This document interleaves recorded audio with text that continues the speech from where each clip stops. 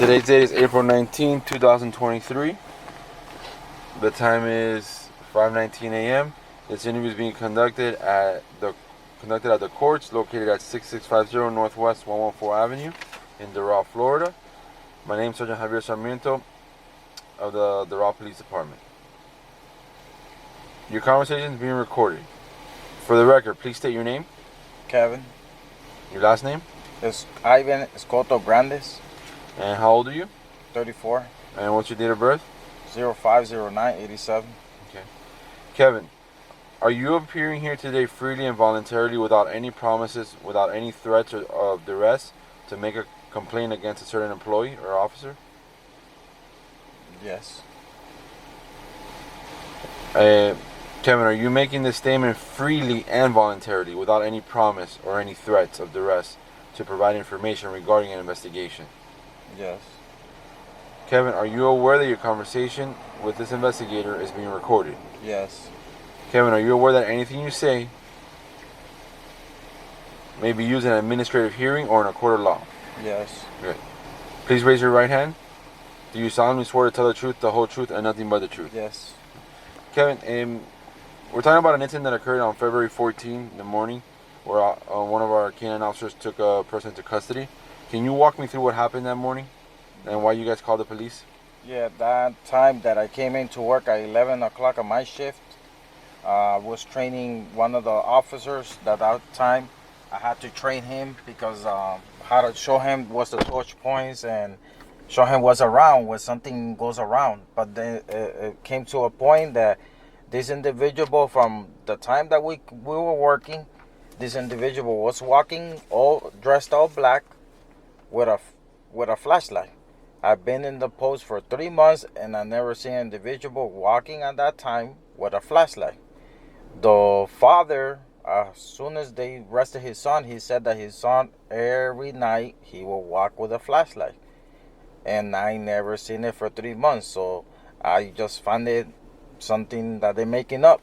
But that day, that night, we gave this individual a couple of hours to see where he was heading, to see if he was doing exercise, because a lot of people at that time, sometimes they're doing exercise. Maybe he was exercising with a flashlight, because I never seen that individual. But all of a sudden, when it came to 12 o'clock, I waited to do my touch points, my routes, and I told the security guard, hey, we're gonna split out. We're gonna see where this dude is going. Maybe he's going to some doors, and we're gonna see if he lives here, to get the conclusion out of our heads that he's about to steal something. Because a week before that, there was a rob here. They stole one car. They broke into windows, and they said that kids were looking for maybe firearms in the cars when the robbery happened. So we thought about maybe this guy had to do something with that. And then I walked into the guy and I told him, hey, do you live here? The guy mobile, he told me, he didn't even answer actually. He just like, yes. And I'm like, he's lying. He doesn't live here. I told the other security guard. He's like, you know what? We're gonna go around walking by the sidewalk. And then when we're walking by the back of the building, we see the white fences, and we see one of the fences that has a little gap. And we're like, maybe that's where this guy fit, because he looks like for his age, and looks like his size, how skinny he is, and the hole, how it looks from the fence. It looks like he does fit from there, because we don't find a conclusion where he's living, because we don't find where he's going and opening a door that he's going home, because he's exercising. He keeps on going with the flashlight. As soon as we're making the report, that the other officer is making the report, and the app that we use from the gate that is open, the guy walks and he stares at us with a bad face, and we're like, oh, this guy is up to something. I know that for sure. Look at how he stares at us now, all hard. So I don't know. Maybe this guy has a weapon. If he's staring at us like that, and we two guys, he must have a knife or something. So I told the other security guard, you know what?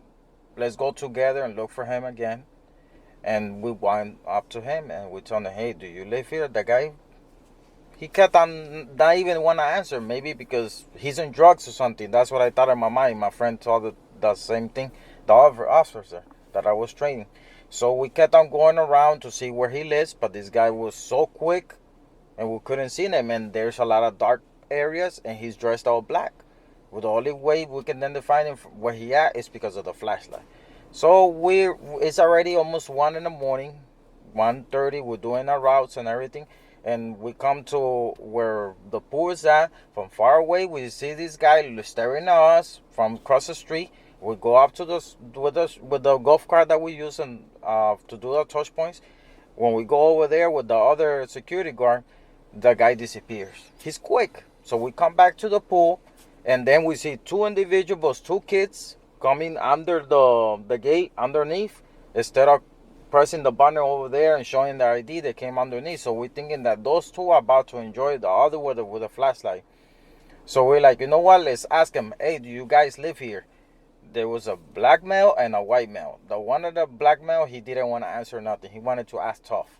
The other one, he's like, yeah, we do live here. So we're like, you know what? Let's not trust their word because we have another psycho over there with a flashlight that we don't even know he lives here. And he keeps disappearing on us. He doesn't want to act like he does live here, and we don't even know where he lives because he keeps running away from us. He's so quick. And I'm not about to chase nobody. I'm not about to ruin my night. And I'm not about to get stabbed. I told the other security guard. So the other two kids, we saw that they kept on walking that direction the other kid was. And we're like, they gotta be together for sure. I know they gotta be together. Now we are in deep problems because now we got two and we got the other one. They're gonna see where we're going and they might kill one of us. That's where our mind was at. Mm-hmm. So we call the cops. Hey, we have an individual with a flashlight, all black, and we have other two that they do one under the gate. And the first thing they ask us, are they together? The way it looks like it, and the other two kids were walking that direction, they are together. That's what it looks like. So the cops came, and that point that the cops came and we were on the phone, all the three individuals, they were gone. Nobody couldn't find them. So I was walking with my friend, and the cops stopped us. Hey, you're the ones that called? Yeah, we called, sir, but we can't find the individuals. So when we kept on walking, the cop kept on like cruising with his light to see where the individual was. How we identified the cop, who it was the cop, and they stopped us because we saw the lights of the cops. No car is gonna have blue lights and all that, and that's how we knew to look back and stop because it was the cop coming forward towards us. And we told the cop, okay, we're gonna go this way, sir, walking. And we're gonna let you know. Oh, if you see him, please call right away, the cops.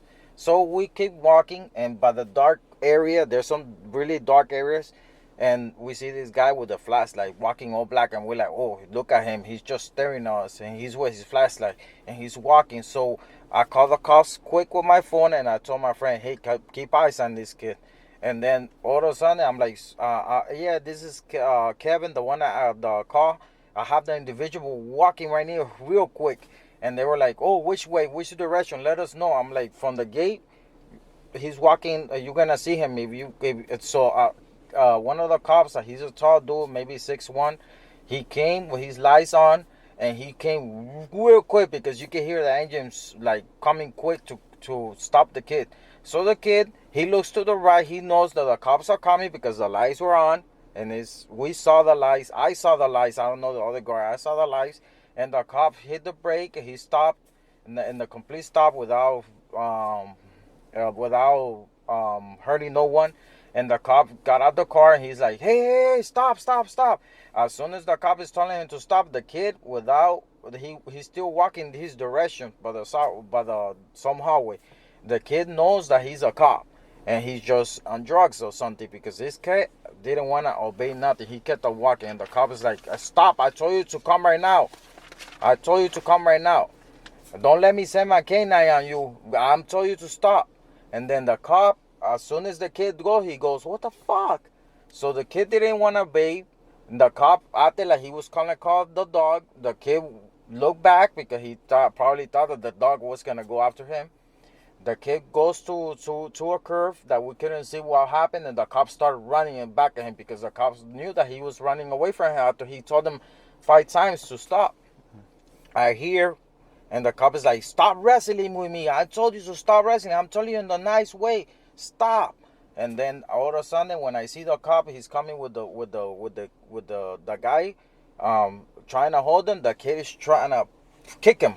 The guy is trying to kick him, but the guy is very strong because I'm like, whoa, this guy is very strong because this cop is taller than him, and that kid is like shorter than him. He looks like he got more strength than the cop. And then I see the cop trying to put him down and has him on the ground. And then from there, I didn't see no more because and then the other cops came and everything and helped them to put him in the handcuff. Okay. Yeah. So, you've never seen that kid before in this community? Never, sir. And how long have you lived here? How long have you worked here? I'm sorry. 3 months. Okay. So, if it was common for him to be walking around at night, I couldn't see him in 3 months. How many days a week do you work? Twice a week. And you work overnight? Yeah. Okay. And the other security guard that he's my friend, that his name is Armando, that he be working almost for a year here, that he got fired because of the robbery after they arrested the kid. Yeah. And I told him about that kid. He's like, I don't know who's that kid. I've never seen him. And he been a year and I been 3 months. So there's something weird. I was like, there's something weird about this. Okay. And did you ever see that kid looking into cars before? That kid, I never seen him. But the way you dressed all black and you with a flashlight, it makes it seem 100% he's about to break into a window. Right. But you never saw him look into cars? I saw him with a flashlight. Okay. Like near the black spot, the dark spot, right there with a flashlight like this, like with the cars at. So that gives you that he's up to something. He's about to steal something. Did you ever tell the officers that he was looking into cars? Yeah, we told the officer that he was looking into cars. Okay. Like the way you go on the side of the cars with a flashlight like this, it doesn't make it seem like you using a flashlight to watch your steps. Come on. Sure. You get me? Okay. So he is looking for something. Okay. And you're saying that he was on drugs? Yeah. Why do you say you thought he was Because on drugs? I have a lot of friends that when I used to do MMA, because I was doing MMA and wrestling, and I had a lot of friends that they would do, what's it called, those things, hesices, and some friend died in high school because he did the flu, some type of flu, that he died because of some flu. I don't know that he used it as a medicine. I don't know how that thing works, but it says that it's a drug. And I would see them, and they would just like look at you, like, and you would talk to them, and it would look like you talking to a zombie or something. This guy looked at like the same reaction. So I always kept my distance because they always taught me that you have to keep your distance because I was like, this guy, I know for sure he might hurt somebody. You get me? So you thought he was possibly under the influence of drugs? Yeah. Okay. And when you said when the officer got here with police lights on? Yeah, the cop, as soon as the officer, that he's like 6'1" or something, he came quick over here. You can hear the engine. He went over there straight, and he had his lights on. So it's like what, 3 a.m, more or less? That was like 3:15 around there in the morning. 3:15, 3:20. So he comes in with all the police lights on. So it's obviously he's a police officer. He's a police officer because you can see the lights. Did you have any doubt that he was a police officer? I didn't have no doubts because come on, if you've been living over here, you get me, all your life. I've been here 29 years. You get me? You could tell when it's a cop or it's not. You get me? Sure. Now I understand if it's undercover and you don't see the lights in the top. Come on, you get me? You understand that maybe it's just somebody pretending to be undercover. But when you see a cop car and you see a white and you see the lights in the back and the top, come on. So he was easily identifiable as a police officer. Of course, because this individual, when he was dressed all black and he was with his flashlight, as soon as he knows that we're in the phone, and as soon as he knows, because he sees the car coming from the gate.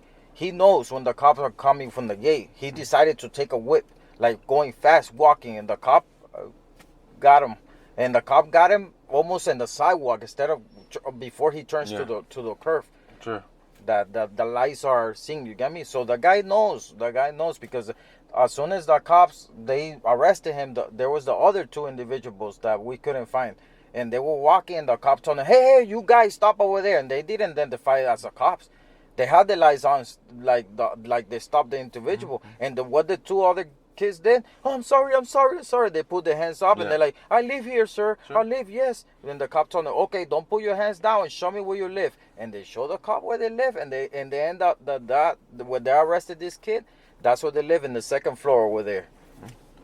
So how many times did the cop tell him, hey, don't move, hey, come over here? Like almost like 5 times. And that person just refused to obey. He didn't care. It's like he's in drugs. He doesn't even care about nothing. All I could hear when the cop had him, he's screaming, "Mom, Mom, Dad." Were you able to see when he made contact with him the first time? When the officer made contact? Because it was the curve. Okay. So then when the officer was bringing him back, you said that you saw the individual try to kick the officer? Yeah, he's trying to like fight him. Okay. The kid is strong. And then at that point, I was like, he got to be in drugs for real, because this cop is real tall. Mm-hmm. And this kid has more strength than the cop. He must have been something. Yeah. Because when people take drugs, they become like... Yeah. All right. And then the parents kept on coming over here, the dad, and kept on getting time from us and telling us, hey, can you show me everything, how it happened? And show me this and everything. Don't worry about it. I'm gonna lawsuit them. Don't worry. You guys not gonna get in trouble. But I am gonna lawsuit the police because you gotta understand that there's a flashlight over here and it's pointing in your face. My son is not gonna be able to see the cop. Come on, before the sun goes to the light and before he was crossing that street right there, what, he just crossed it without looking to his right that the cop was coming? Come on, make sense. You get me? Sure. And have you seen the kid walking around since that happened? Since that happened, I didn't saw him for like 4 days, and then the father came out to us and he's like, oh, my son is gonna start walking again.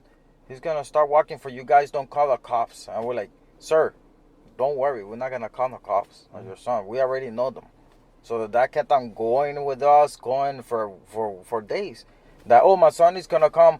He's walking. But have you seen him yourself, or just a dad telling you? No, I haven't seen him. And then all of a sudden, when the dad told me that, my friend said that he saw them. But I told my friend, have you seen him with a flashlight? No. He just saw them walking. And I was like, why now you decided to not walk with a flashlight if you have done it for years, like your father said? You get me? Mm-hmm. I'm just thinking that in my mind. Sure. So, Kevin, has everything you said been the truth to the best of your knowledge? Yes, sir. And if it became... I'm sorry. All right. So you're reminded that Florida State Statute 112.533 prohibits you from disclosing any information pursuant to the agency's investigation until the case is closed. Mm-hmm. All right. The time is 5:36 a.m. and this concludes the statement. Thank you.